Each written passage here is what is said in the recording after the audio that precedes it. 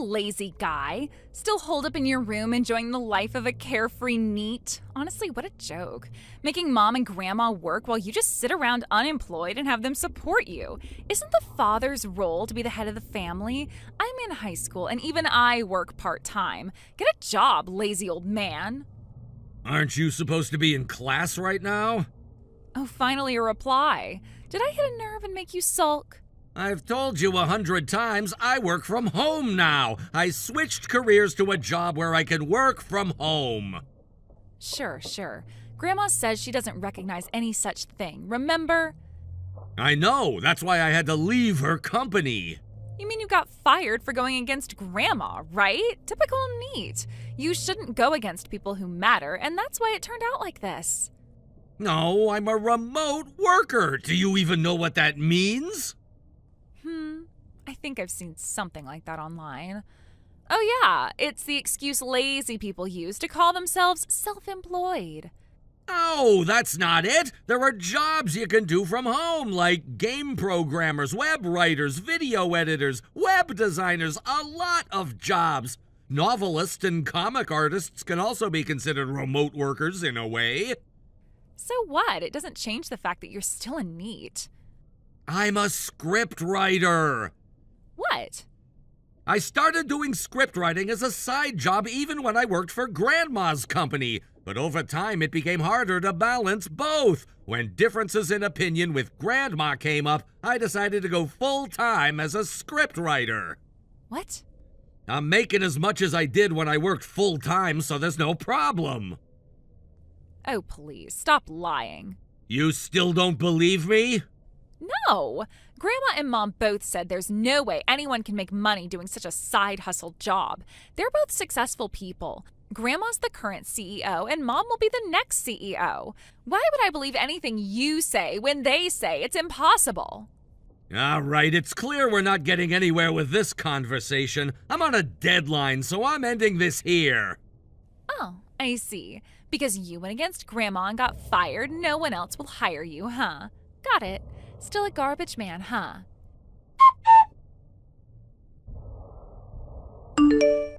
Hey, you useless man. I heard from Mom. You're getting divorced, huh? She told you, huh? Yeah, I mean, I kinda knew it was coming. After all, you didn't even bother looking for a job for 2 whole years after quitting Grandma's company. No wonder Mom got fed up. You should have figured out your position a lot sooner. Let me make something clear. I'm the one who initiated this divorce. What? I'd been thinking about it for a while, but I hesitated because I knew how it would affect you. Even though I know I'm disliked now, I still shared a home with you for all these years. Oh, please, spare me the sob story. I don't care about your emotional crap. I didn't ask to be raised by a loser like you. A loser? Come on, Dad, you were working for Grandma's company in the first place, right? Then you got lucky and Mom, the next heir to the company, picked you up. You two got married, right? Yeah, that's true. So basically, you've been living off Grandma and Mom all this time. You were getting a paycheck from them, right? That's basically the same as them supporting you. And now that you're a NEET, it's just embarrassing. You're a parasite, a real drain on everyone. So that's how you see it, huh? No, I'm not interpreting anything. I'm just stating facts. Fine, whatever. It's clear you want Mom to have full custody, and honestly, I'm okay with that. I'm not expecting any understanding from you anymore. You're still talking about the same old stuff. You really don't get it, do you? You're just throwing a tantrum because Mom's finally done with you. Good luck with that. What a loser. Good luck with what? I mean, if Mom gets custody, that means you'll have to pay child support. You're in NEET, and now you're getting divorced. How does that feel? You'll be coughing up $2,000 a month for child support. How does it feel to go from freeloading to paying for your own kids' expenses? That's something you should be saying to the real father, not me. What? What do you mean by that? It's simple. I've already moved out. This is the part where you go ask Mom about the details. Wait, what? What the hell do you mean you've already moved out? Just like I said, I'm done here. Now go ask your mom. Goodbye.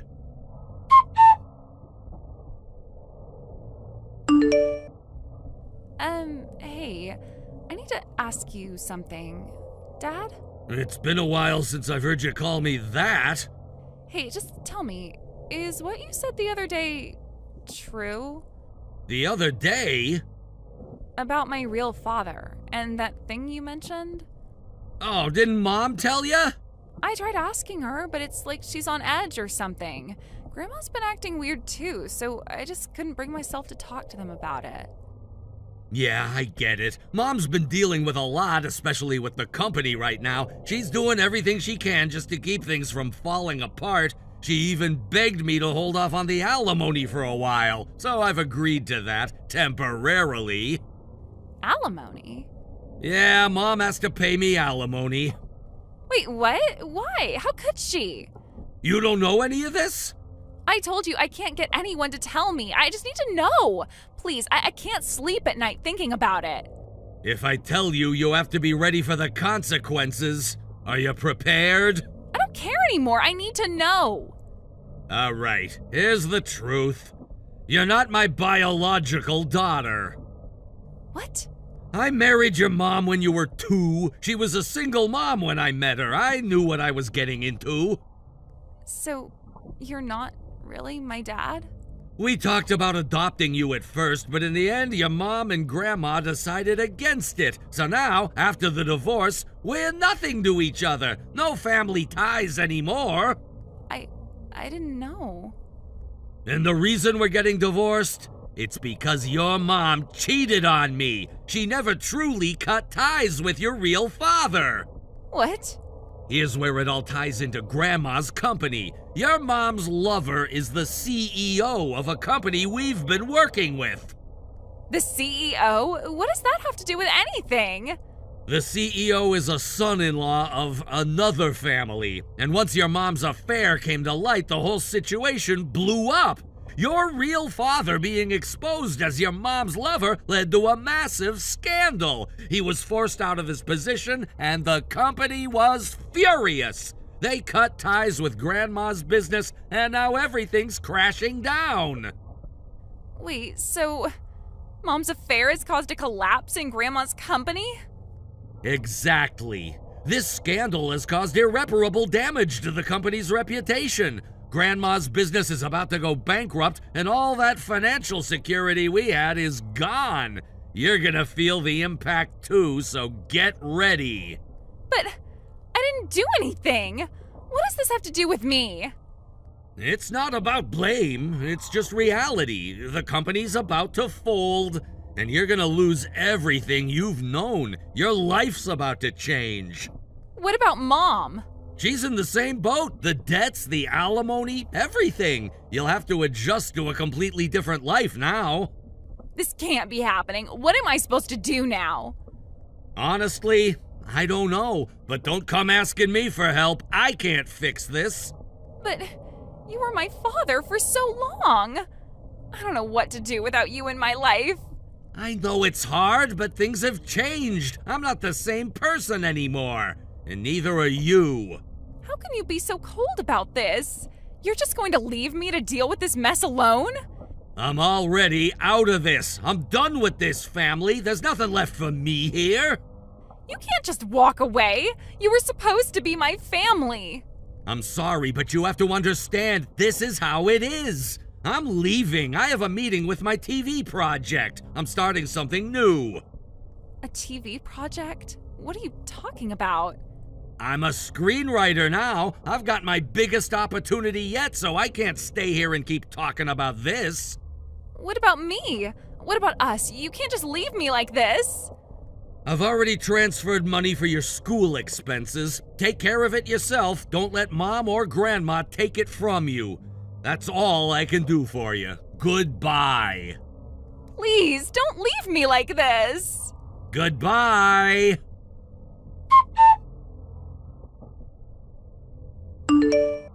After everything that had happened, the calls from my ex-daughter kept coming, one after the other. It felt like they'd never stop. At first I thought I might pick up, maybe hear her out, but then I realized that it wasn't fair to keep her hopes up. It wasn't right to give her the illusion that things could go back to how they were before. So I blocked her number. It was the only way to make sure she stopped contacting me. And as painful as it was, I knew it was the only thing that could help her move on and accept the situation. Soon after, the news came that my ex-mother-in-law's company had gone bankrupt.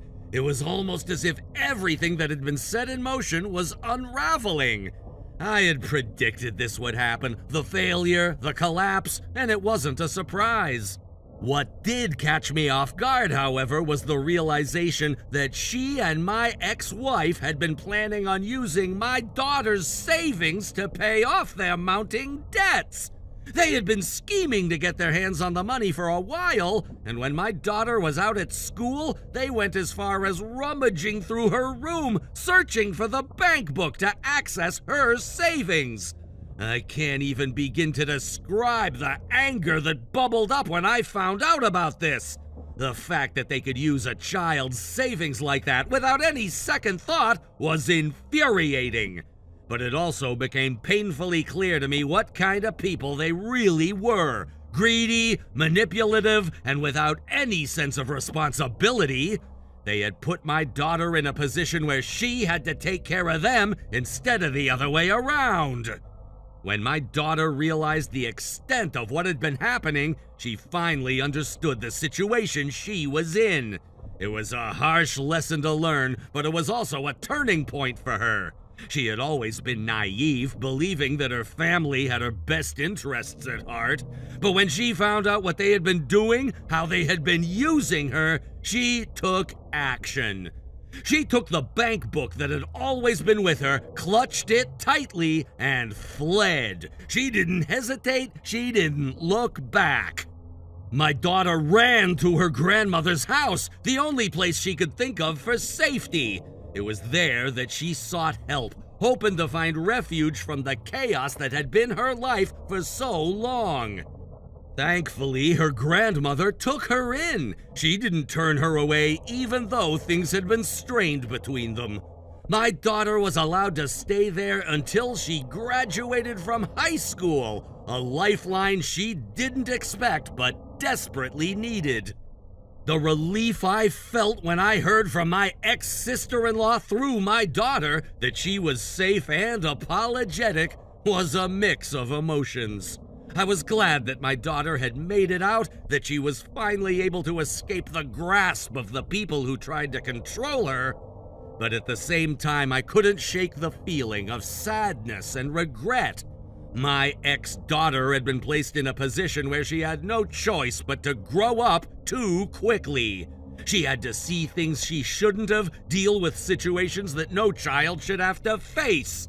And yet, despite everything, she still had the courage to reach out and apologize. It wasn't a full reconciliation, but it was a sign that she was finally starting to understand the world around her. It wasn't long after that I learned more about what had been going on in their lives. My ex-wife and her mother had been planning for this moment for a while, slowly sinking deeper into debt while pretending everything was fine. They had convinced themselves that they could keep up appearances for just a little longer, but when the company went under, it all came crashing down. The facade was shattered, and the consequences were inescapable. I also found out that my ex-wife had tried to manipulate my daughter into helping pay off their debts. It was the ultimate betrayal, trying to use her own child's savings to cover their mistakes. My daughter, though young and still struggling with the reality of it all, saw through their lies. She realized what had been happening behind her back, and it made her realize just how much she had been taken for granted. After everything she had gone through, after the emotional abuse and manipulation, my daughter finally took control of her life. She took the bank book and she left. That was a powerful moment, one that I hoped she would never forget. It was a sign of her strength, of her resilience. For the first time in her life, she was standing up for herself. The fallout from the bankruptcy wasn't just financial, the emotional damage was just as significant. My ex-wife and her mother were left to pick up the pieces, but they had no one to turn to. They had alienated everyone in their lives with their greed and manipulation. When they tried to make amends, it was too late. No one trusted them anymore. As for my daughter, she had a long road ahead of her, but I felt a sense of relief knowing that she was no longer under their control. She had a chance to rebuild her life, to start over. She had her grandmother's support, and while things weren't perfect, it was a start. I hoped she would find peace, that she would heal from the wounds they had inflicted on her. I couldn't help but feel a sense of guilt, though. I had been absent from her life for so long. I had let myself become wrapped up in my own struggles and battles, and in doing so, I had failed to protect her when she needed it the most. But I couldn't change the past. All I could do now was support her, even from a distance, and be there when she needed me. I couldn't undo the damage, but I could offer her the chance to rebuild, to move forward with her life. It was a strange feeling. Relief mixed with guilt, sadness intertwined with hope. My daughter's apology had been a step in the right direction, but it didn't erase the pain she had been through. It didn't make up for the years of manipulation and betrayal, but it was a beginning. It was a sign that, despite everything, she was still capable of love, still capable of growth. And for me, that was enough. For now. As for my ex-wife and her mother, I didn't know what the future held for them. They had made their choices, and now they had to live with the consequences. But for my daughter, I hoped that the future was brighter. She deserved a life free from their control, a life where she could thrive and be herself, and I would do everything I could to help her get there. It was a painful and difficult journey, but in a way it had brought me clarity. I couldn't change what had happened, but I could choose what happened next. I could choose to move forward, to give my daughter the life she deserved. I didn't know what the future held, but I was determined to make sure she never felt like she was alone again. I would be there for her, even if it meant taking a back seat, even if it meant letting her lead her own way. That, at least, was the least I could do for her. Thank you for watching and listening. We hope you enjoyed the video. Don't forget to like this video and subscribe. Also, feel free to leave a comment about what you thought of the story. We look forward to seeing you at the next story. Thank you for watching. Please subscribe and hit the like button. See you next time.